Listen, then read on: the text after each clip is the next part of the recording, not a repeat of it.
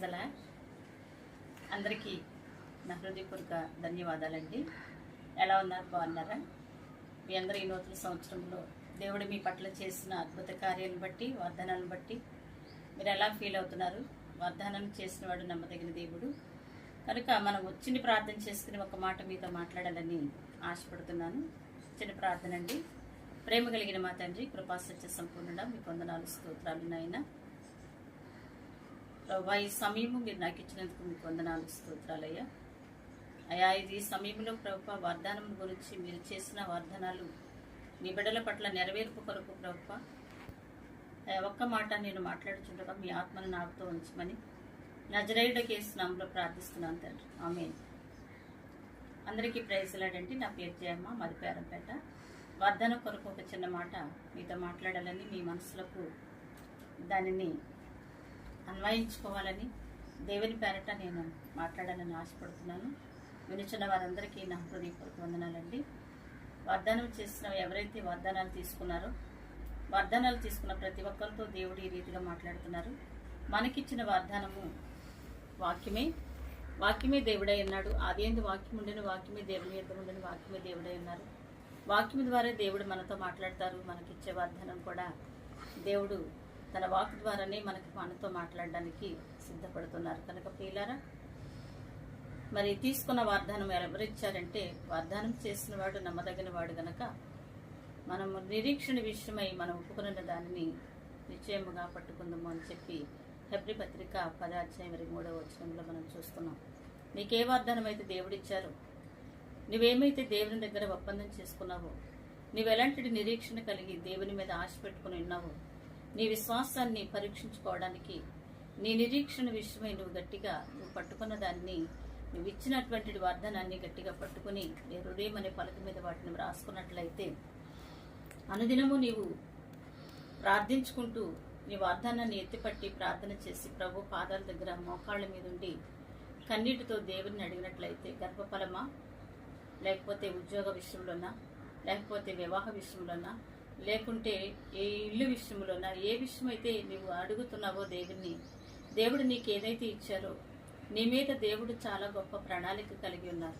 నీ గురించి దేవుడు మంచి ఉద్దేశం కలిగి ఉన్నారు. నీవు దేవుడిని అడిగితే ఆయన నీకు ఇవ్వడానికి సంసిద్ధుడై ఉన్నారు.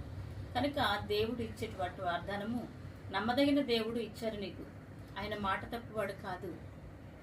ఆయన మాట ఇచ్చి తప్పుకునేవాడు కాదు. విశ్వాస విషయంలో నీవు సందేహింపక దేవుని వైపు చూచినట్లయితే అబ్రహాము వలె ఆనాడు దేవుడు అబ్రహామునకు వాగ్దానం ఇచ్చారు.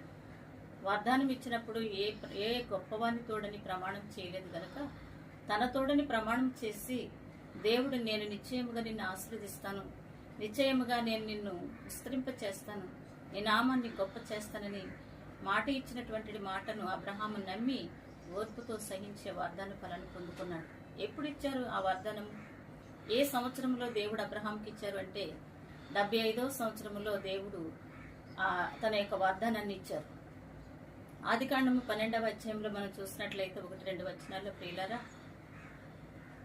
యెహోవా వాక్యము ఏమంటుందంటే, యెహోవా ఇలాగ సెలవిచ్చాడు, నీవు లేచి నీ దేశం నుండి, నీ బంధువుల యొద్ద నుండి, నీ తండ్రి ఇంట నుండి బయలుదేరి నేను నీకు చూపించే దేశానికి నువ్వు వెళ్ళుము, నీ నామమును గొప్ప చేస్తాను, నేను నిశ్చయముగా నిన్ను ఆశీర్వదిస్తాను, నిన్ను ఆశీర్వదించే వారిని నేను ఆశీర్వదిస్తాను, నీ వలన భూమి యొక్క సమస్త వంశములు కూడా ఆశీర్వదింపుడని చెప్పి దేవుడు వాగ్దానం చేశాడు. దేవుని మాటను నమ్మిన అబ్రహాము దేవుడు ఎక్కడికి వెళ్ళమన్నారో తెలియదు, కానీ దేవుడు చెప్పినట్లుగా తను వెళ్ళడం నేర్చుకున్నాడు. మాటను నమ్మాడు, మాట యందు విశ్వాసం ఇచ్చాడు, మాట యందు అతడెంతో ఓర్పు కలిగి మరి తండ్రిని, తల్లిని, సహోదరులను, తన దేశాన్ని, తన బంధువులను నీకే విషయంలో దేవుడు వాగ్దానం చేశారు, నిన్ను ఎక్కడికి వెళ్ళమన్నారు, నిన్నేం చేయమన్నారు, నిన్ను చేయమన్నది నువ్వు చేసినట్లయితే, అనుదినము దేవుని పాదాల చెంత నువ్వు ఆయన శరణి వేడుకున్నట్లయితే, ఆయనకు మొర్ర పెట్టినట్లయితే, ఇర్మియా గ్రంథంలో మనం చూసినట్లయితే 33:3లో నీవు నాకు మొర్రపెట్టుము, నేను నీకు ఉత్తరం ఇస్తానన్న దేవాది దేవుడు నీవేమడిగినను ప్రభు సన్నిధిలో ఆయనకు మొర్రపెట్టినప్పుడు ఆయన తప్పకుండా నీకు ఉత్తరం ఇస్తాడు. గూఢమైన సంగతులు నీకు తెలియజేస్తాడు. రహస్యమందు దాచబడిన ధననిధులు నీకు ఇస్తాను. నువ్వేది అడిగినా సరే, నువ్వేది కావాలని అడుగుతావో అడుగుడి మీకు ఇవ్వబడును, వెదకుడి మీకు దొరుకును, తట్టుడి మీకు తీయబడని సెలవిచ్చిన దేవాది దేవుడు అడుగు ప్రతివానికి ఆయన సమాధానకర్త అన్నారు. అబ్రహాముని వాగ్దానం చేసిన దానిని ఇవ్వడానికి 100 సంవత్సరాలు పట్టింది. ఆయనను ప్రభు యొక్క నామాన్ని బట్టి అబ్రహాము ఓర్పుతో సహించి ఆ వాగ్దాన ఫలాన్ని పొందుకోవడానికి 100 సంవత్సరాలు ఇచ్చినాయంట. ప్రియా దేవుని బిడ్డలారా, ఈ మధ్య కాలంలో ఎన్నో శోధనలు, వేదనలు, కష్టాలు అన్నిటినీ అనుభవించాడు అబ్రహాం. అయినప్పటికీ కూడా శోధన సహించేవాడు ధన్యుడు. అట్టి శోధనకు నిలిచినవాడు తన ప్రభు తాను ప్రేమించే వారికి వాగ్దాన ఫలమును వాగ్దానం చేసిన జీవ కిరీటం ఇస్తానని యాకోబు పత్రికలో చెప్పలేదా? అక్కడ ప్రభు అంటున్నారు, శోధనలు వస్తాయి, కన్నీళ్లు ఉంటాయి, అనేకమైన సమస్యలు వస్తాయి. ప్రతి విషయంలో కూడా మనం శోధనకి నిలిచి ఉండాలి. శోధన సహించేవాడు ధన్యుడు. శోధన లేని వాడికి, శోధన సహించిన వానికి ఏ మేలు దొరకదు. కనుక తన నామములో ప్రభు యొక్క నామమును బట్టి మనం శోధన సహించాలి. సహించినప్పుడు మనం ధన్యులమవుతాం. శోధనలో ప్రభు మనకి గొప్ప జీవ కిరీటం కూడా ఇస్తానన్నారు.